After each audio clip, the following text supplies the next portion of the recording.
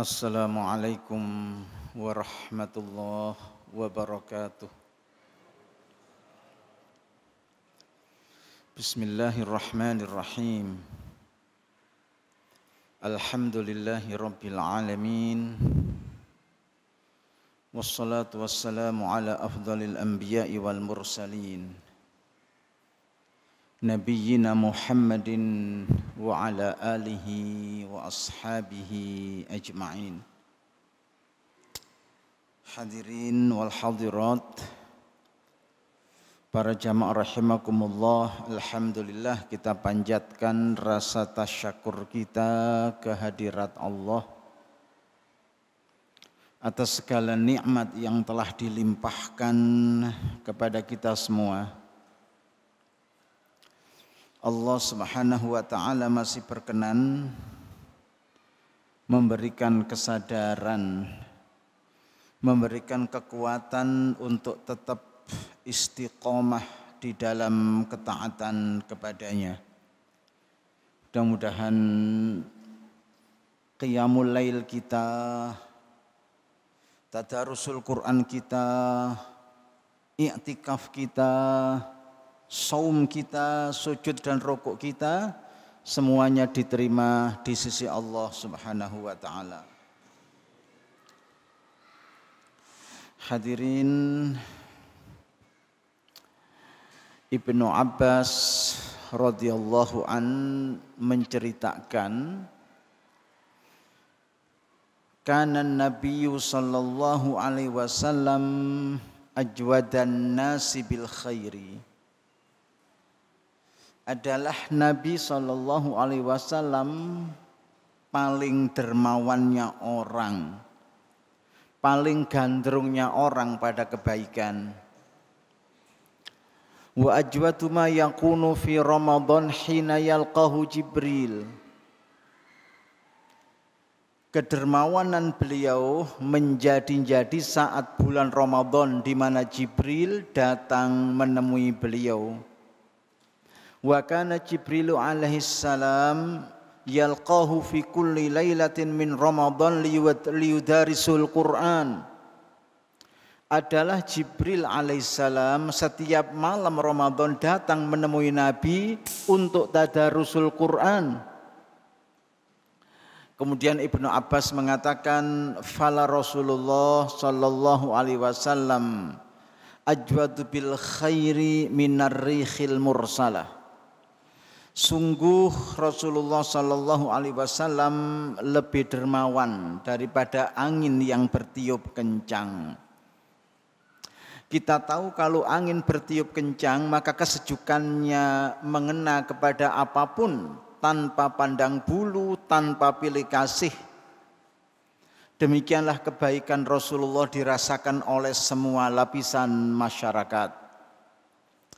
Hadirin, dari hadis tadi paling tidak kita bisa memperoleh satu kesimpulan bahwa di antara keistimewaan bulan Ramadan adalah bulan sedekah dan bulan Quran. Dikatakan bulan sedekah karena Rasulullah menjadikannya bulan memuncaknya kebaikan, menjadikan bulan sempurnanya bentuk-bentuk segala kebaikan. Hadirin, dalam konteks ini memang ajaran Islam itu identik dengan apa yang kita katakan humanisme, pro kemanusiaan, berpihak pada kemanusiaan. Sehingga dalam konsep Islam beragama itu identik dengan berkorban. Kalau orang tidak mau berkorban, maka dia belum bisa menghayati ajaran agama.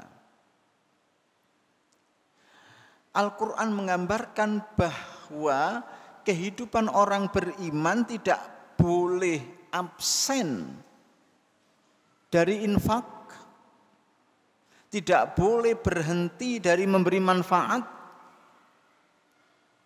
Paling tidak Quran surat Ali Imran ayat 134 yang menceritakan tentang karakteristik manusia bertakwa. Yang pertama adalah alladzina yunfiquna fis-sarra'i wad-dharra. Orang-orang yang infakkan hartanya baik dalam keadaan lapang ataupun dalam keadaan sempit.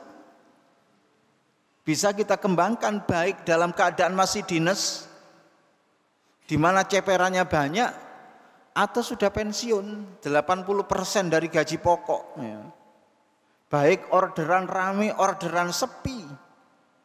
Orang beriman tidak boleh kemudian absen, libur dari satu aktivitas luhur namanya infak. Tentu saja sesuai dengan kadar kemampuannya. Nabi pernah mengatakan, ya ayuhan nas khudhu minal a'mali ma tutiqun. Hei sekalian manusia, kerjakanlah dari amal-amal ini sesuai dengan kadar kemampuan kalian. Innallaha la yamallu hatta tamallu. Sesungguhnya Allah tidak pernah bosan sampai kalian yang bosan. Wa inna ahabbal a'mali ilallah madama wa inqalla. Sesungguhnya amal yang paling dicintai oleh Allah adalah yang terjaga kontinuitasnya walaupun sedikit. Artinya syariat Islam melarang kita meremehkan kebaikan walaupun itu kecil. Syariat Islam melarang kita menyia-nyiakan kebaikan walaupun itu sedikit. Al-Quran memberikan satu masal, perumpamaan yang indah sekali. Dan masal atau perumpamaan salah satu style Al-Quran. Terdapat keindahan di situ. Karena masal itu memiliki fungsi visualisasi hal-hal yang abstrak. Konsep-konsep yang sulit dijelaskan itu divisualisasi. Sehingga tercerna oleh indera manusia.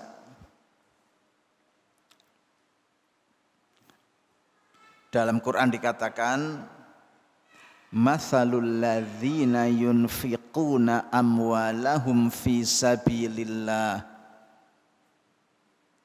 kamathali habbatin ambatat sab'a sanabila fi kulli sumbulatin mi'atu habbah wallahu yudha'ifu liman yasha' wallahu wasi'un alim. Perumpamaan orang yang infakkan hartanya pada jalan Allah seperti semai sebutir biji-bijian. Satu butir biji ditaruh di tanah subur, tumbuh batang. Setiap batang memunculkan 7 helai tangkai. Setiap tangkai menghasilkan 100 butir biji-bijian. Yang semula hanya sebutir biji-bijian berkembang menjadi berapa? Menjadi 700. Orang masukkan duit ke dalam kotak amal mak klesik gitu. 2000. Walah, 2000 itu untuk apa masjid ini bangun? 2000 itu semen 1 sendok tidak dapat. Tidak boleh begitu. Yang kecil dalam pandangan manusia belum tentu kecil dalam pandangan Allah. Bahkan sebaliknya, bisa saja yang kecil dalam pandangan manusia besar di sisi Allah. Yang 2000 tadi dikalikan 700 jadi 1.400.000. Tebel Pak, dimasukkan ke dalam kotak amal itu tidak cukup bolongannya, harus diantri. Tidak selesai di situ. Wallahu yudha'ifu liman yasha. Bisa saja Allah melipat gandakan lebih banyak lagi karena wallahu wasi'un alim. Amat luas pemberiannya, mengetahui akan hal ikhwal hambanya. Hadirin, ada orang datang menemui Nabi. Kemudian bertanya, ya Rasulullah, ayyu sadaqati a'zamu ajran. Duhai Rasulullah, sedekah yang bagaimana yang paling gede pahalanya? Semua orang paham lah kalau sedekah itu akan tersimpan pahala di sisi Allah. Tapi orang ini tanya kepada Nabi, ya Rasulullah, ayyus shadaqati a'zamu ajran. Sedekah yang bagaimana yang paling gede amalnya?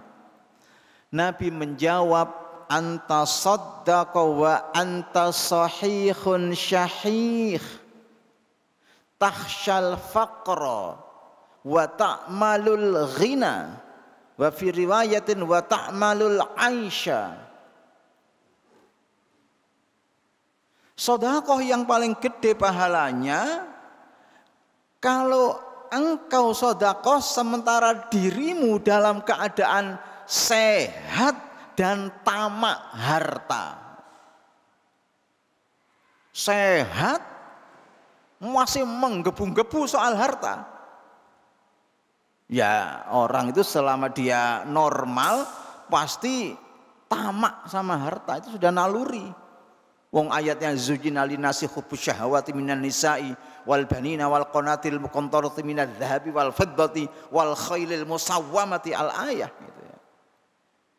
Dalam kondisi seperti itu kalau seseorang kemudian menginfakkan sebagian kecil hartanya pada jalan Allah, luar biasa, karena ia telah menang melawan ananiyah atau sifat individualistis yang ada di dalam dirinya. Anta saddaqa wa anta sahihun syahih. Nabi itu pernah gambar Pak di tanah, garis 4 persegi ini ya, 4 persegi. Kemudian ditarik garis dari sini seret sampai tembus garis yang sebelah sini. Kemudian Nabi menjelaskan, kotak ini ajal manusia.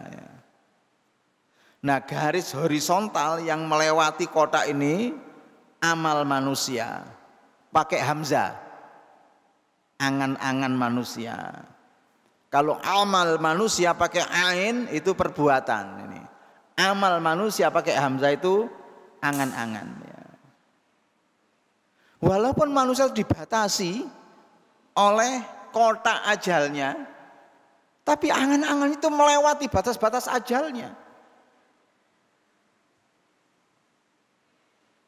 Hadirin, sepintar-pintar orang menjaga kesehatan, ya saya kira tidak mungkinlah dia bisa hidup 200 tahun. Tapi pikirannya itu pengen hidup 1000 tahun.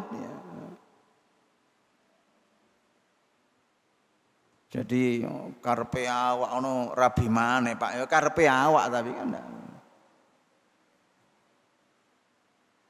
Di satu tempat itu ya, ada orang yang dikasih Allah usia panjang ya.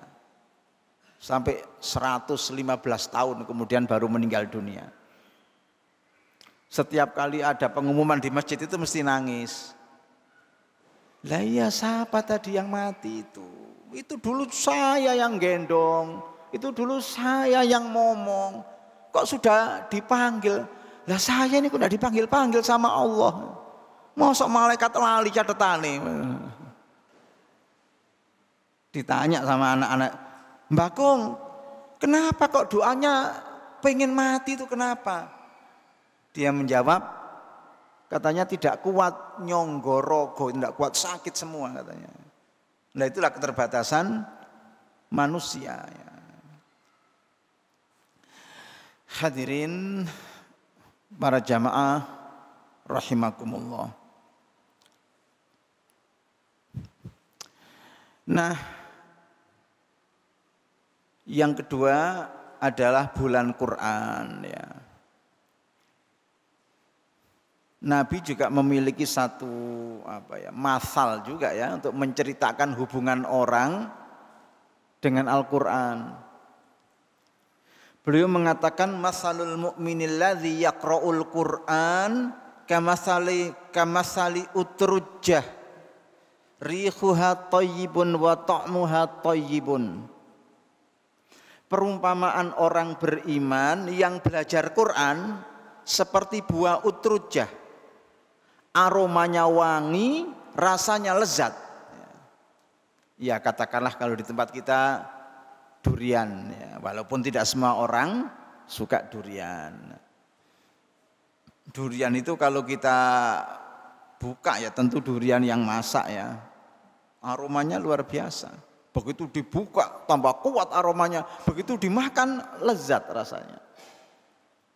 Itulah gambaran orang beriman yang belajar Quran, batinnya bersih, batinnya suci karena ahli tauhid. Tidak berhenti di situ, dia belajar Quran, dia mengerti Al-Quran, dia menghayati Al-Quran, menjadikannya hiasan hidup, menjadikannya akhlak keseharian. Imannya memberi manfaat kepada sesama. Wa mathalul mu'minil ladzi la yaqra'ul Qur'ana kamathali tamroh. Sementara itu orang beriman yang tidak belajar Quran seperti buah kurma. La rikhalaha wa ta'muha hulwun. Tidak ada baunya, rasanya manis. Jenengan punya kurma satu piring taruh di atas meja, tidak ada baunya. Tapi kalau digigit rasanya manis ya. Orang Arab itu kalau bikin kopi biasanya tidak pakai gula. Katanya gula itu mengurangi khasiatnya kopi. Jadi dibiarkan kopi itu pahit. Tapi sebelum minum kopi, kurma sak gigitan, lanjut kopi sak suruputan. Kurma sak gigitan, lanjut kopi sak suruputan. Itu enak, boleh dicoba. Dan saya sering mencobanya. Maksudnya adalah orang yang batinnya suci, batinnya bersih karena ahli tauhid, tapi imannya ini tidak bisa memberikan manfaat kepada sesama. Karena tidak belajar Quran, tidak mengerti Quran, tidak menghayati Quran, tidak menjadikannya hiasan hidup, tidak menjadikannya sebagai akhlak kesehariannya. Dan tentu yang demikian ini disayangkan. Mathalul munafiqil ladzi yaqra'ul Qur'ana kamathali raihana. Orang munafik yang belajar Quran seperti raihanah. Rihuha thayyibun wa ta'muha murrun. Aromanya wangi tapi rasanya pahit. Batinnya busuk tapi dia belajar Quran. Ia mengerti Quran, belum tentu menghayati. Tapi ia jadikan Quran itu sebagai kamuflase untuk menutupi kebusukan hatinya. Untuk menutupi hidden agenda, agenda tersembunyi yang dia rencanakan untuk Islam dan kaum muslimin, kejatuhan Islam dan kaum muslimin. Ya mungkin kita bertanya, Pak, apa ada orang munafik yang belajar Quran? Banyak, orang-orang orientalis itu. Dan orientalis kan dibagi tiga, ada yang orientalis belajar Islam untuk menghancurkan Islam. Dicari kelemahan-kelemahannya lewat literatur Islam. Ada orientalis yang memang belajar Islam karena murni ilmu pengetahuan. Ada juga orientalis yang belajar Islam karena tertarik pada Islam. Dulu pada zaman kolonial Belanda ada penasehat Hindia Belanda namanya Christian Senuk-Hurchronje. Itu pintar Pak, doktor bidang bahasa Arab, lulusan Leiden University. Jadi ya pintar, ngajinya tepat, tajwidnya bagus, hafal hadis Nabi dan lain sebagainya. Tapi itu ia pakai untuk menghancurkan Islam dan kaum muslimin. Fal'iyadu billah. Yang terakhir, mathalul munafiqil ladzi la yaqra'ul Qur'an kamathali Hanzalah. Perumpamaan orang munafik yang tidak belajar Quran seperti Hanzalah, wit putrawali. Lari halaha wa ta'muha murrun, tidak ada baunya, rasanya pahit, sudah batinnya busuk, tidak memberi manfaat pada orang, bahkan cenderung merugikan orang lain ya. Itulah ajaran Islam ya terkait sedekah dan Al-Qur'an. Mudah-mudahan bulan Ramadan ini menjadi momentum bagi kita untuk meningkatkan kualitas hidup kita, meningkatkan mutu keberagamaan kita, menjadikan kuat sedekah serta Al-Qur'an kita. Mudah-mudahan bermanfaat. Mohon maaf apabila ada kelebihan ataupun kekurangan. Aqulu qauli hadza wassalamu alaikum warahmatullahi wabarakatuh.